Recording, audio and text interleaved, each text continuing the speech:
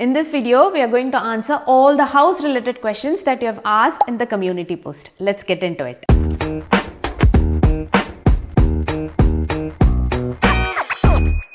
We had received similar questions. So what we are going to do is start off with someone that had asked 7 questions. If we answer those, a lot of the others will also get answered. What are the areas in your plan you like the most and what could have been done better? Okay, the first part of this was what we like in our plan. We like overall layout of the house. It's a beautiful layout because we worked with the sales agent and came up with this layout. So we absolutely love the layout. But to be super duper specific, the butler's pantry and laundry is nicely placed. That's how I feel. And also butler's pantry opening to the alfresco and that servery window is such a nice addition. So we absolutely love that.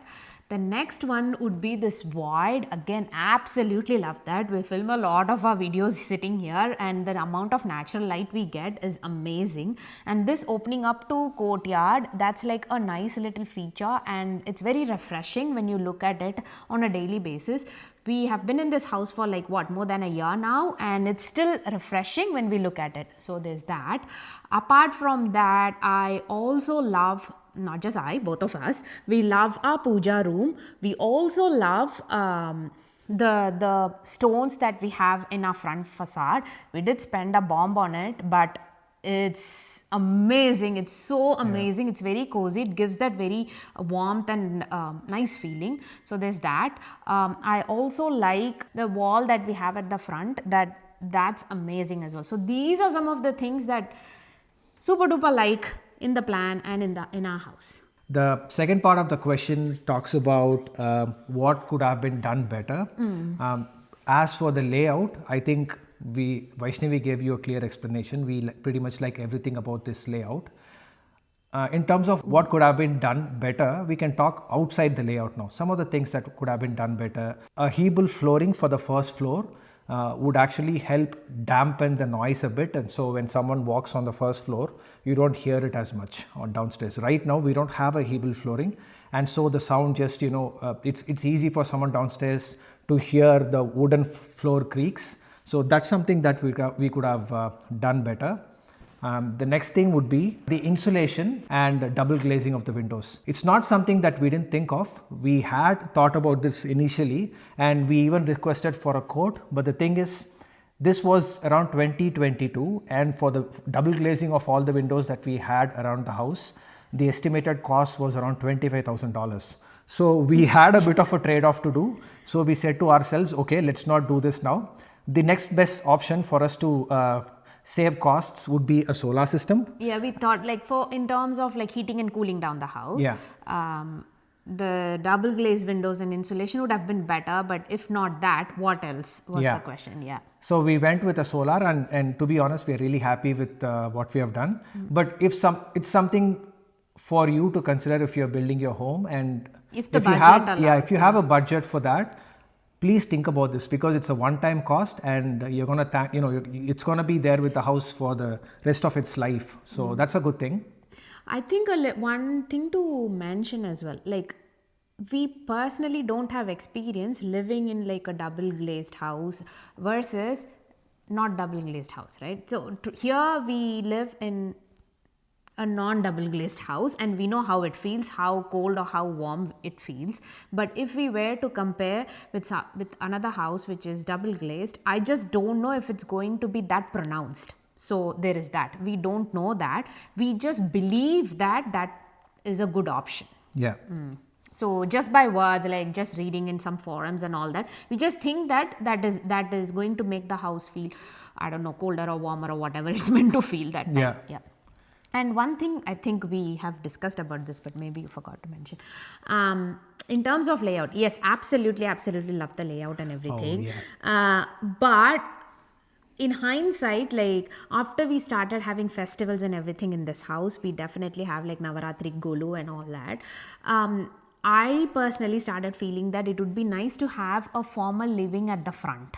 So some of the homes that we have been to, they do have like a formal living at the front, and it's nicer. So not just one living room, so one formal living at the front, and then like your living, dining, open plans place towards the tail end of the house. So I feel like if we are going to build another home, we'll definitely consider formal Having living. a formal living, yeah. That's one thing that we can think about for our next home. Correct. Yeah. Hopefully. Yeah. Hopefully, yeah.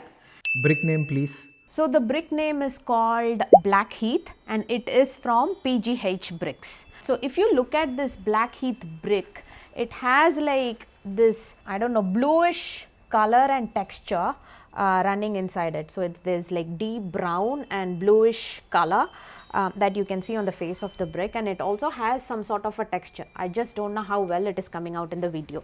Okay, a bit of a background in terms of bricks. So we live in gables, and gables have design guidelines, and there are only so many bricks that you can choose if you are building in gables. That is condition number 1. So there's this other condition from our builder. I'll explain. So our builder was asking us to choose bricks from PGH Bricks or Austral Bricks. Okay, and the price included only certain bricks. If we were to choose any brick outside of whatever was included in the builder's package, we had to pay the extra. So now we have 2 conditions. Condition from Gables, which is our developer and where we live, and then there's condition from our builder. So we took whatever was supported through our builder, and then we compared with what Gables was wanting us to choose. So when we combined both the list, we went and saw what was available at PGH Bricks, because that is the only brick company we went to, and we liked this at first sight. Out of the bricks that was available in that intersected list, this was the brick we liked at first sight, because it has that texture to it. It's not like monotonous, and it's not just plain one color. It has a bit of bluish brownish thing, like vein like thing going on, and we chose that. Theatre panel material details and cost involved. After the void, the next thing that gets a lot of compliment in our house are these claddings. So it's called a cladding. I think it's made of recycled plastic or some combination of plastic materials. The color combination is a bit of grey followed by golden lines. The grey has a bit of pattern in it, so we'll zoom in for you just to see the pattern. So in person, this looks like leather followed by golden lines, and the gold is not as pronounced as you would think it would be. So this color combination blends in really well with the theme of the house, and that is why my wife made an executive decision to get this for us. So that's because my husband didn't attend the phone call. I was busy at work, and so she made the executive decision. And this is something that we got done through external contractors. And from memory, I think they said like this thing has a lifetime warranty. So even if it like lasts for 15-20 years, I think that's a big win for us, right? For the cost aspect of it, the whole thing costed, supply and installation costed us around 5,000 Australian dollars. In 2024. In 2024, that's correct. Outdoor wooden couch details.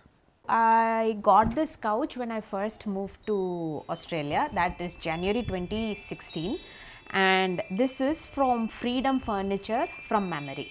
So this thing also came with like backrest pillows.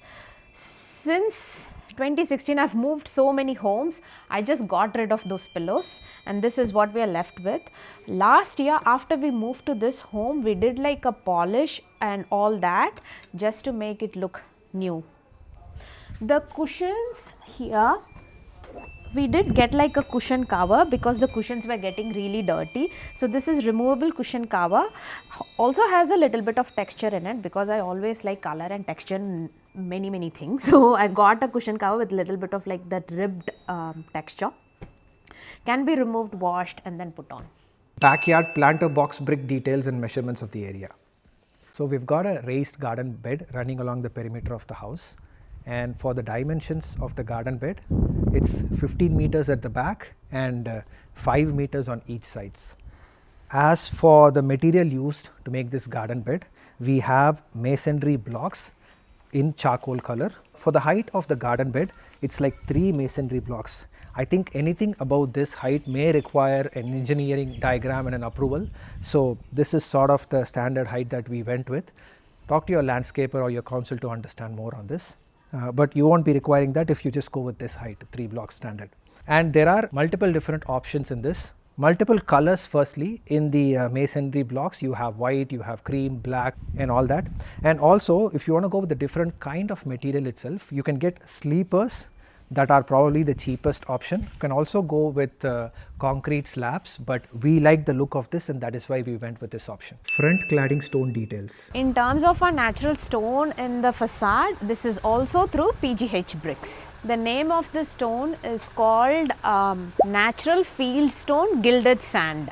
So there are like 3 different varieties available. We chose this because we like the look of it. A bit more context in terms of this. Again, we live in Gables and Gables have guidelines. They wanted us to use 3 different materials in our front facade. So we chose a facade that would let us use 3 different materials, and initially when we went for all the appointments we had chosen tiles because the model home that we looked at had tiles in here, so we chose tiles and that was all included in the facade price. But when we submitted that to Gables for approval, they didn't allow it because it didn't look like a natural element. I guess the requirement was to have like a natural looking element in your front facade. The other options then we started thinking was to use bricks or wood or stone. Obviously we tried putting bricks here, but Karthik and I didn't like the look of it, let's just say that.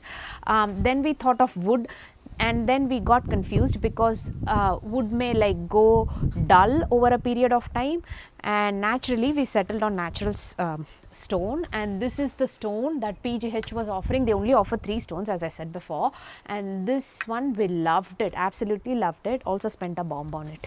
Vaikuntham name board ordered from. Next was this Vaikuntham board. We got this from Etsy. I'll link the seller that we got this from, and we installed it ourselves. So the next question was location, price appreciation and area in square meters, then how to select builders, etc. Thanks for your effort to making this video, all the best. Okay, in terms of location, Gables, area in square meters 450 square meter, price appreciation I think it's subjective, possibly 15-20%. Yeah, somewhere around that. Somewhere around that. Price appreciation is one, but who is willing to give that and buy? That's a different thing. So here you have bank valuation versus what it actually goes for. Sometimes it goes more, sometimes it goes less, depending on the economy and all that. So there's that. How to select builders? So we have posted a video on how to select builders. So, or at least what we used to select builders, like some of the criteria we thought about when selecting builders. So you should watch that, and we'll try to link that with this video or in the description below. I think our only suggestion in this video when you're selecting builders would be to be really, really careful, because no matter how good or bad name a builder has, they can still turn out to be really good for you. So, yes, so there's that. It's very subjective. Yeah, it's really, really difficult to say. Yeah. So that was that. Someone else has asked, where did you get the house name initials from? We have answered that. Etsy. I'll also link the seller that we got it from. Then there's someone that asked, if possible, would you mind sharing your house plan with measurement, as I love the laundry and kitchen aside the main kitchen, which will help us when we build a house. We thought about this, and sharing our plan feels like sharing something very private, right? And also another thing is, our plan is specific to this land size and what we wanted. Our land size is 15 meter frontage and 30 meter depth, so that's 450 square meters, and for that size this is how we tailored the layout. We'll give you some inputs. You can definitely watch our house tour video, that will help you in terms of what is located where. The next one is we can go to First Style Homes website, and there are 2 designs that we chose here that we fused together. One is the Grantham and the other one is Montara. So if you can look at these designs and also have a look at our house tour video, you'll get a really good sense of the house plan, and I think that should be a good reference point for you if you're looking to build something very similar to this. Also, with if you go to like First Style Homes website and look at these things, they will have for different size as well. So ours is, let's say, 41 squares house, like you can have for 30 squares or something like that. So they'll have different size as well. And our house itself, it's, let's say, a fusion of these two homes plus some customization on top of it. So you may not get our plan anywhere else, like straight away, like ready made, you may not get it. But it's already out there, so you just have to do your part. Yeah, just do your homework and you can easily get there. Yeah. The one last question, I think this is a repeat, but I'll still read it out loud. What are the things you realized you should have done differently after moving into your new house? I'm asking because this will help us as first home buyers to plan and avoid missing important details. I think this is something that we have already answered. Yeah, we have already answered. Maybe you can invest a little bit on the Hebel flooring, soundproofing of the walls. If you have a double story build, if you're constructing a double story house, you can improve the insulation of the house. Yes. Maybe one thing we'll add. So having a void, we love it. Okay, so having a void is something you may have to think about if you really want it. A lot of people overlook having a void because there are associated costs with a void. For example, installing or buying and installing curtains in itself is an expensive affair because it's such a huge void. We had to actually get these curtains made from India, and we installed it ourselves. It's not like we had to make, like you can obviously get it here as well. We just got all our curtains from India and this was one of it. But when you think about curtains here, and when we asked for pricing, this was easily over $5,000 just for this void. Yeah. We were just looking at the internet trying to find out some curtains for the void, and just for the void alone, it costed us $5,000, which was insane. And the other thing is, this does not include the installation cost. No, in order for you to install anything in a void, you need a scaffold, and in order to put that scaffold, you need a licensed tradie. So there's a lot of cost involved. So getting a void is one thing. Some people don't have curtains or anything like that. But if you get a void, you may have to think, do you want curtains, not want curtains? We are just putting it out there. We absolutely love our void area and we don't mind spending extra for this. And when we thought about layout and house build and all that, we considered all this price in this. That's why we had to let go of like insulation and double glazing and all that. So we were prepared mentally to spend on certain things we were not mentally prepared, and we went for trade-off. For example, solar, right? So yes, void was something that you will have to think about. The other thing is there's white tiles in the front porch. I've said in one of the other videos as well. That is something I would definitely not do in our next home if we were to buy or like construct another house. It takes a lot to clean and it takes very less to get dirty. So yeah, the idea behind doing that was we wanted the front to be bright. Correct. Yeah. But we wanted to be bright and inviting and all that. But yeah, it's a little difficult to clean white tiles, so that is something that you would want to consider. And the good thing is I put column every day, so I'm kind of like flushing and cleaning almost every day, but still not enough. It gets dirty very easily. Yeah. Okay, I hope you guys got a lot of information from this video. I encourage you to ask more questions and we'll try and reply if we can in the comments. If it tends to go really long, we'll just make another video, like a follow-up video for this, and go from there. I hope you enjoyed this video. If you have more questions, let us know in the comments below. You'll either get a response as comments or you'll get a new video. We'll see you in another one. Bye. Bye.